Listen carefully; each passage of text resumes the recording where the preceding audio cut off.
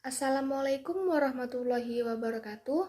Perkenalkan, saya Faiz Faiqah, NIM T 2018-7031. Di sini saya akan menjelaskan yang pertama, yaitu definisi Al-Quran. Al-Quran adalah kitab suci terakhir yang diturunkan oleh Allah Subhanahu wa Ta'ala kepada manusia melalui Nabi Muhammad untuk dijadikannya sebagai pedoman hidup manusia.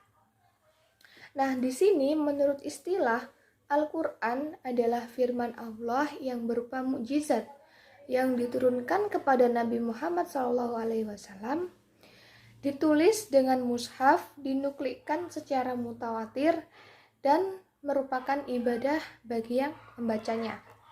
Selanjutnya yaitu definisi wahyu. Di sini Nabi Muhammad menerima bisikan dari Allah Subhanahu wa Ta'ala. Nah, itu yang disebut dengan wahyu. Bisikan itu berisi misi atau risalah yang ingin disampaikan kepada Nabi Muhammad melalui Jibril. Nah, jadi adanya wahyu itu merupakan terjadinya interaksi antara makhluk jasadi dengan Khalik, sang pencipta yang maha tinggi. Kemudian di sini juga seorang ahli itu berpendapat, yaitu Az-Zarqani, wahyu itu adalah pemberitahuan Allah kepada hamba pilihannya mengenai segala macam hidayah yang ingin disampaikan dengan cara tersembunyi dan tidak akan terjadi pada manusia biasa. Jadi wahyu itu disampaikan kepada manusia-manusia terpilih.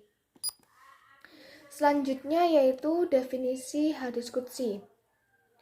Pengertian hadis yang disandarkan kepada qudsi.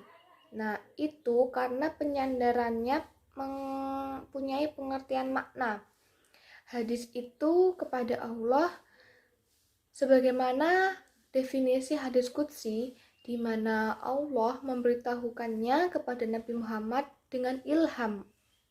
Lalu Nabi Muhammad memberitakan atau memberitahu pengertian itu dengan ungkapan beliau sendiri, disusun dengan kalimatnya Nabi Muhammad sendiri. Sedangkan Al-Quran itu lebih dari itu, karena lafalnya itu diturunkan dari Allah Subhanahu wa Ta'ala. Kemudian di sini ada Maulana Ali Al-Qari itu berkata bahwasannya hadis qudsi adalah sesuatu yang diriwayatkan oleh sumber para rawi atau rasul. Dan sumber itu tentunya kepercayaan dari Allah Subhanahu wa Ta'ala. Sekali waktu dengan perantaraan Jibril dan sekali waktu diserahkan kepada kemauan beliau dengan susunan yang bagaimanapun dan berbagai macam pun. Jadi hadis qudsi itu diturunkan kepada Nabi Muhammad, kemudian disusun sendiri oleh beliau. Kemudian yang terakhir yaitu perbedaan Al-Quran dan hadis qudsi. Nah, di sini Al-Quran adalah mukjizat, sedangkan hadis qudsi tidak menjadi mukjizat. Kemudian sholat itu baru dapat sah dengan Al-Quran, tidak demikian hanya dengan hadis qudsi. Kemudian orang yang menentang Al-Quran itu bisa menjadi kafir, berbeda dengan hadis qudsi, penentangannya tidak menjadikannya kafir.